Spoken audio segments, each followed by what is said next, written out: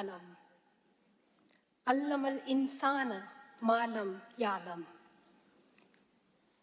Read in the name of your Lord, who created, who taught by the pen, taught humanity what they knew not.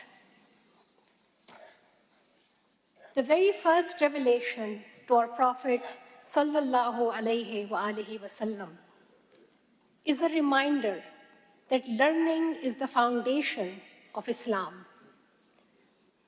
Our faith encourages the pursuit of knowledge for all people. It is a message for all men and women, girls and boys, to seek empowerment and growth through reading, writing, and learning. To this day, Islamic contributions in medicine, science, mathematics, and philosophy continue moving our civilizations forward. Muslim women have embodied righteousness and the pursuit of knowledge.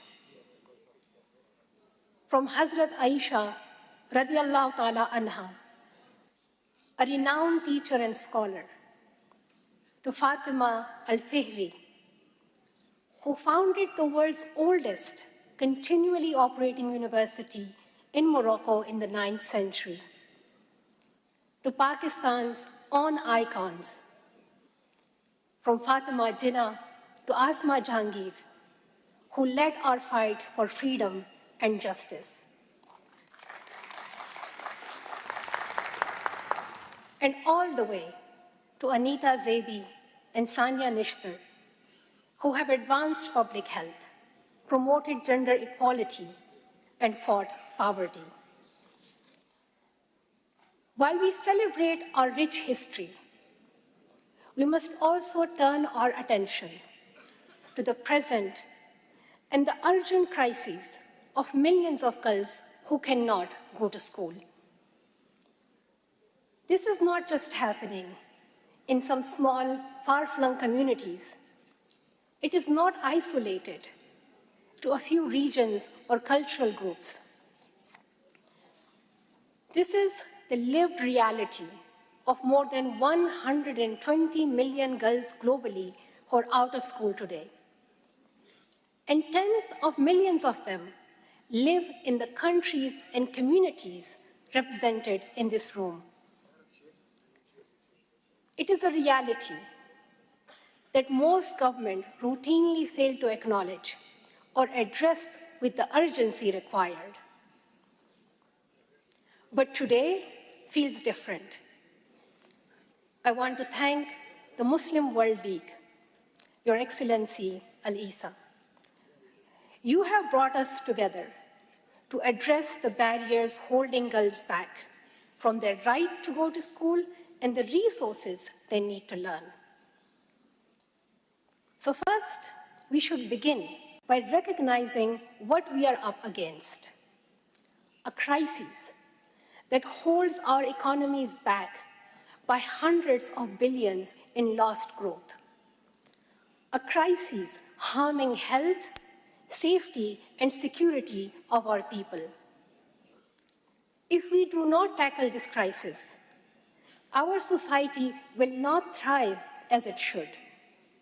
If we do not tackle this crisis, we will fail to live up to Islam's fundamental values of seeking knowledge.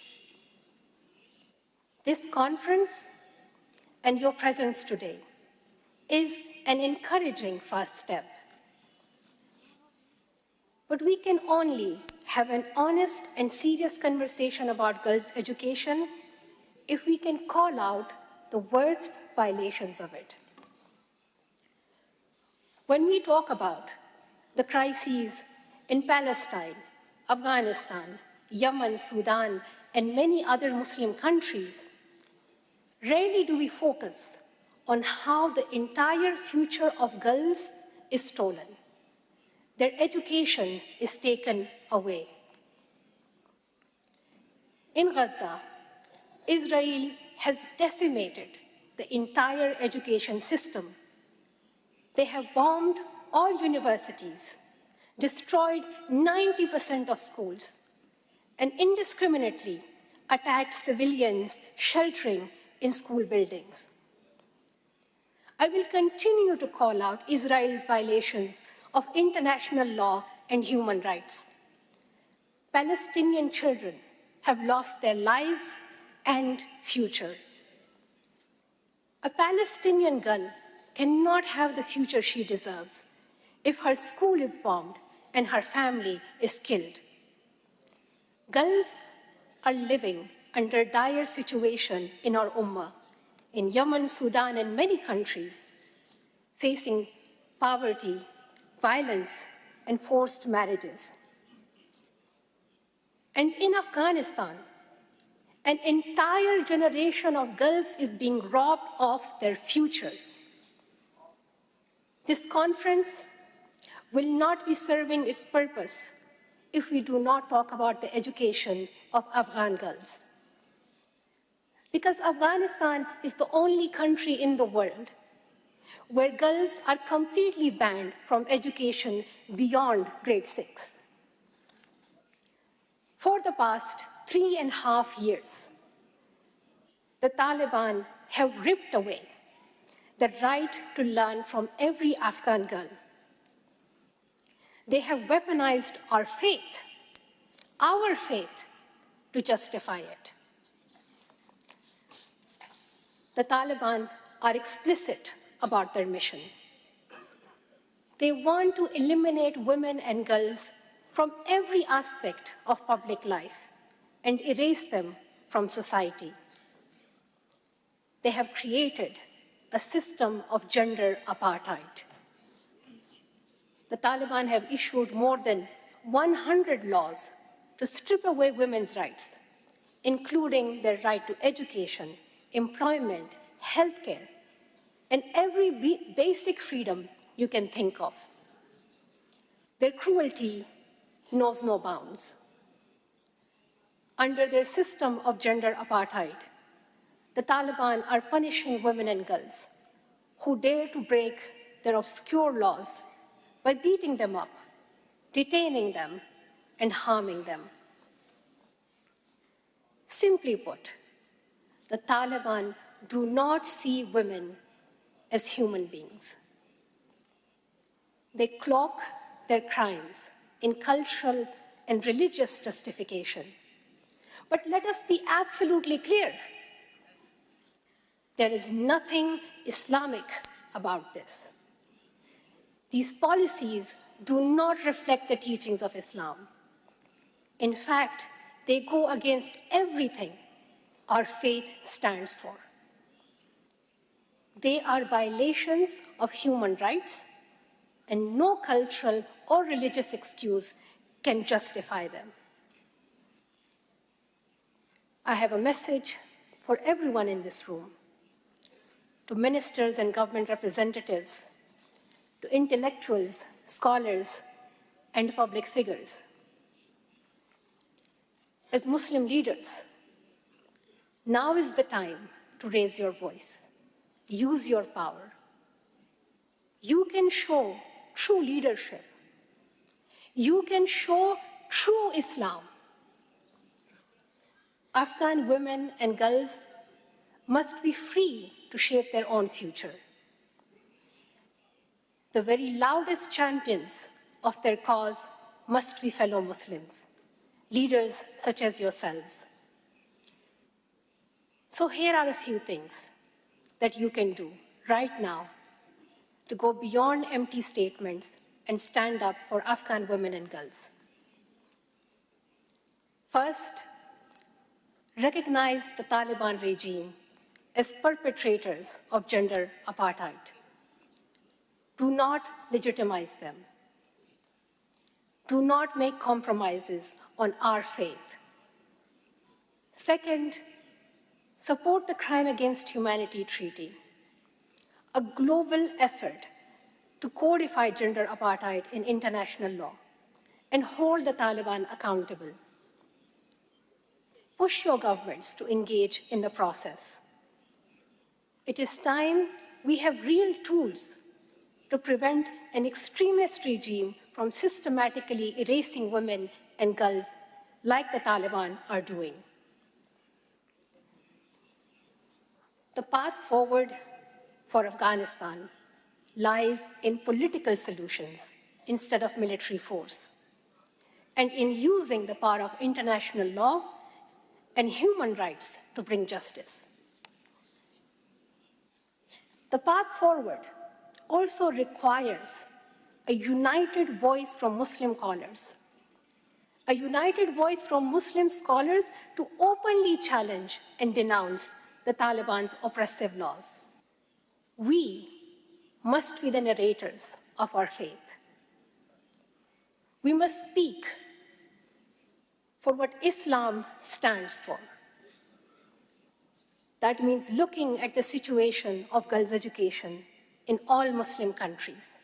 As I stand here, I am imagining this conference as the beginning of a new journey. A new journey where we commit to a future for every girl to have access to complete quality education. And we make this vision a reality in our lifetime.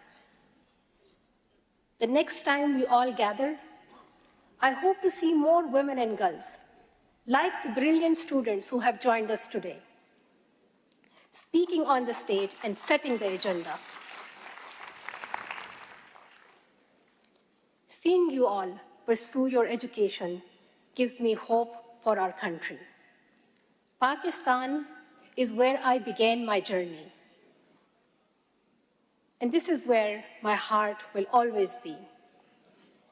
12.5 million Pakistani girls are out of school, one of the highest numbers in the world. I am glad that this conference is taking place here in Pakistan, because there is still a tremendous amount of work that is ahead of us so that every Pakistani girl can have access to her education. Distinguished guests, championing girls' education is the mission of my life. I'm here to tell you that girls around the world need us to act today. These girls need us to act for their education today, not next year, not next decade. So I ask you all in this room and your leaders, protect every girl's right to go to school for a complete 12 years. Invest the resources to make education a reality for all girls. Let us be champions of our faith by being champions for girls and their right to learn. Thank you.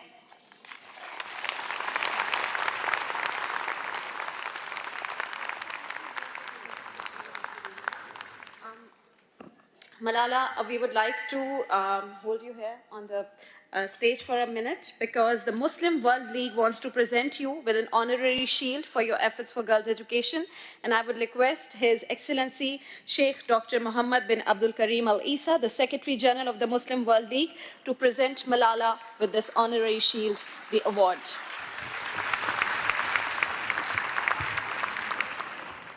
A big round of applause, everyone.